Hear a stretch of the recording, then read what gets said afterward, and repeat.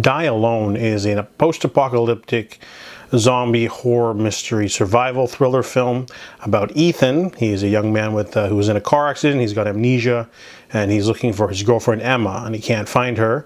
He doesn't remember much, but he starts wandering around a post-apocalyptic landscape when he bumps into May, and she's essentially a tough-as-nails, hardened loner survivor who's trying to basically just survive on her little farm, I guess. So he is taken in because he passes out in front of her, and she takes care of him, and in exchange for doing some chores around the house, she'll help him find his girlfriend.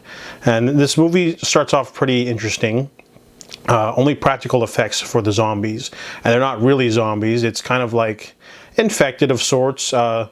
Like in The Last of Us, they're all like mushrooms, right? They're like mushroom zombie people. In this movie, they try to go with trees instead. So it's like a moss will grow on your skin if you get bitten, and then you start to sort of turn into a tree over the years, and then you'll find yourself walking around with like bark for skin or whatever, and it's a pretty cool aesthetic. But the story definitely becomes more interesting as it goes on, because as he's looking for his girlfriend, something goes on with other survivors who sort of show up and want to take what's theirs on the farm, because they have like a bit of a generator or whatever. And then with some flashbacks showcase and flesh out the characters a little bit more until the final reveal. The movie, honestly, it was better than it needed to be. They had a really good cast, you know, Carrie-Anne Moss is in there, and some newcomers, and they have a small role for Frank Grillo at the end. But overall, it's a really interesting twist on the zombie genre, because it's giving us a different kind of zombie that we haven't seen before, for starters.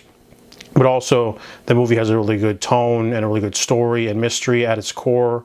And, you know, it offers something new and fresh without being too weird. I do feel like the only thing I didn't like about the film is that the tone near the end sort of gets a little bit weird and switches to more of a weird sort of... from post-apocalyptic grim thriller to like a romance, kind of. It was really weird. I didn't like that. They shouldn't have added that little montage at the end. But overall, strong acting, original story, creepy and enticing, keeps your interest. I really like Die Alone, and I give it a 7 out of 10.